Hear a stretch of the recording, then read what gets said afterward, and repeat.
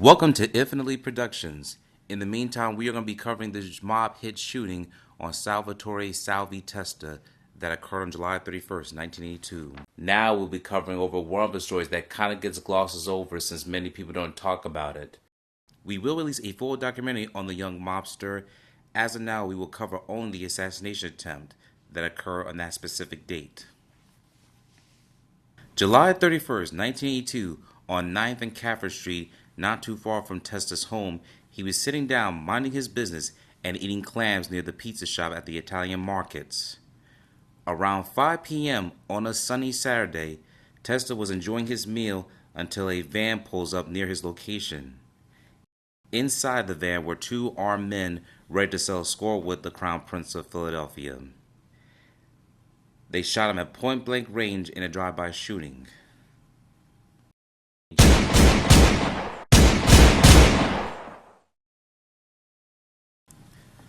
For those who are not familiar with Salvatore Testa, he was the son of the Philadelphia crime boss Philip Testa, who would take the reins of Angelo Bruno after his assassination. However, Testa would lose his life in a nail bomb that occurred the following year after Bruno's assassination.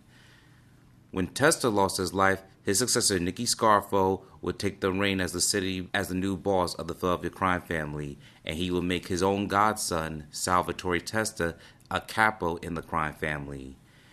And as you can see, these two men are walking down the airport during the last few years of Testa's life. While being a capo of the Philadelphia crime family, Scarfo will also have a score to settle with against another Philadelphia leader within the crime family, and he was Harry the Hunchback Riccobene.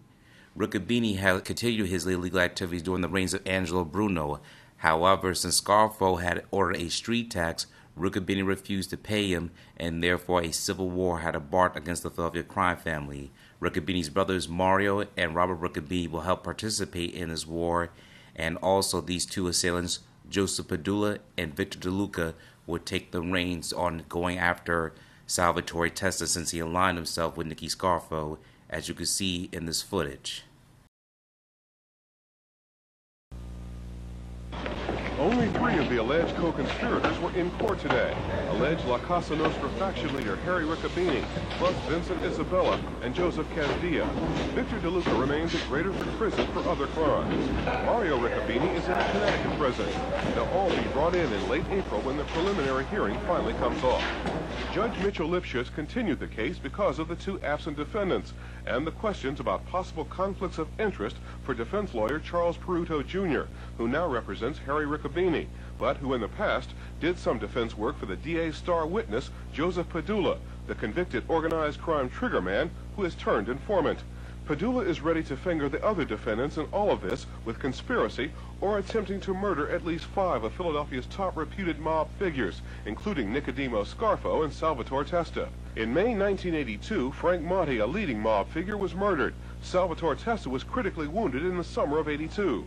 Assistant District Attorney Arnold Gordon outlined the case they plan to prove. In connection with that conspiracy, they surveilled the movements of Frank Monti and Raymond Martirano, that Isabella supplied the men with a .45 caliber machine gun, 22 caliber rifle with a scope, other guns, that on the day of Frank Monti's killing, Monti was watched by Harry Riccobene, Joseph Casdia, Victor DeLuca, and Joseph Padula, and that eventually Padula shot Monti about 8 times as he returned to his automobile. That Casdia drove the camper from which Padula had shot away from the scene of the shooting. He is pleading not guilty, he is not guilty, and a time will come when all of that will out. You don't believe Padula can finger him? It's my belief that Padula is intending to do that. Whether or not a jury will believe Padula is the important factor here to be considered. The explosive testimony of mob hitman Joseph Padula is now due to be heard in open court on April 24th. At that time, all the defendants will be in court to face their accuser, who was once their alleged co-conspirator and triggerman. Vernon Odom, Channel 6 Action News at City Hall. As you can see in this photo, Salvatore Testa was seriously wounded. He was shot 8 times, and as you can see, his arm is severely injured. He almost lost that arm, and he had several injuries that occurred in his body as a result of that shooting that occurred on July 31st, 1982. This was a bloody bloodbath that occurred in the streets of South Philadelphia.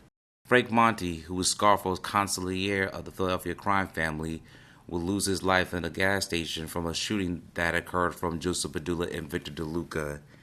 Unlike Testa, Monty lost his life as a result of that gunfire, and therefore the war within the Philadelphia crime family was on in the early 1980s. Meanwhile, while Testa was fighting for his life, he was in the hospital, and his long-loved interest, Rosina Rucci, had accompanied him.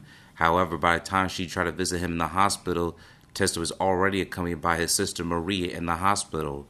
Rosina Rucci had a very personal secret that she wanted to share with Testa.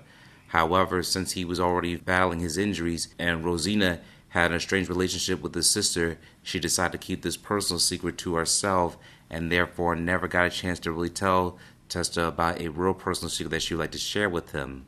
We would like to really reveal that secret in this video. We encourage you to buy her book, 6,000 Days by Rosina Rucci, so you can hear from her own personal story about how her relationship was like to be with Salvatore Testa.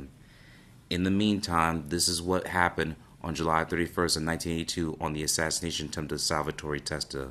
We'll be covering other different assassination attempts that he experienced, and we hope you stay tuned for more of our content. If there's any recommendation that you like to if there's any recommendations that you have in mind, please let us know in the comments below, and we'd be happy to hear from you. This is Ifleet Productions. Stay tuned.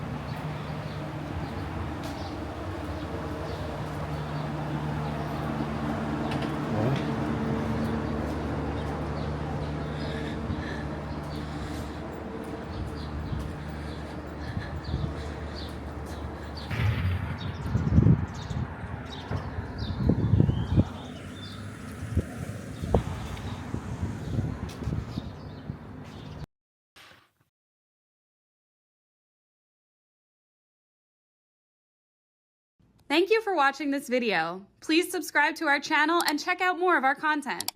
Feel free to give your feedback and suggestions on what we should do next in the comments. This is Infinite Lee Productions. We love ya.